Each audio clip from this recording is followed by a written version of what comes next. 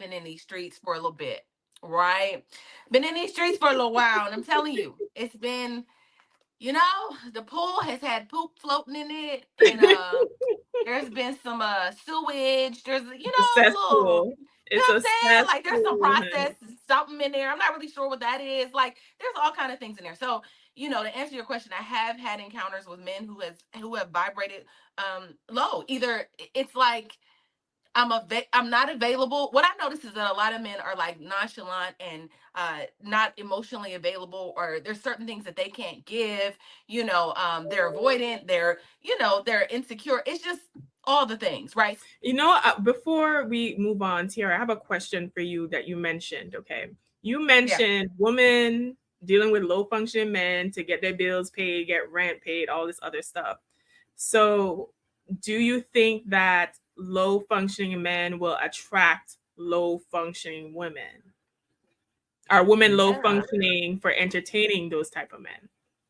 What is it? What is saying? They say you don't attract what you want, you attract who you are. That's the saying?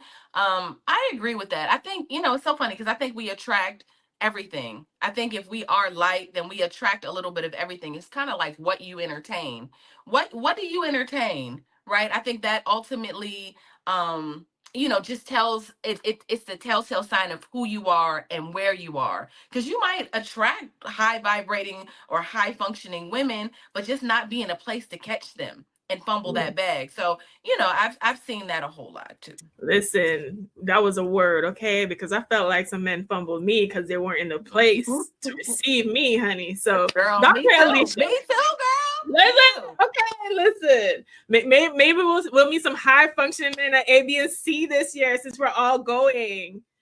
Maybe. So, Dr. Alicia, I want to ask you, okay, do you think that relationships serve a container between the two people for healing? Because Dr. Cheyenne did also mention that in that clip that your unhealed self is going to show up and their unhealed self is going to show up, and how two of you manage that is going to determine the strength of your relationship. What are your thoughts on that? I absolutely agree with that. You pick the perfect person to be with you in a relationship with you so that you can learn a certain lesson. You can't make the wrong choice. There is a lesson to be learned with any type of relationship that you in. If you think back on relationships that you've had in the past, and I'm sorry, I don't think because a relationship has ended, that doesn't mean it was a failure. If we shouldn't look at ending a relationship as a failure. It's just ended. What's a failure is all the, I guess we want to say, low vibrational things make it more of a failure. But there's current relationships right now where there's all this low functioning happening and it's a complete failure, right? Even though they're still together. So I think we need to get out of just because a relationship has ended, it's a failure. You've learned your lesson. Maybe you're supposed to be with this person so that you can grow and learn. And I think it's so great because what Dr.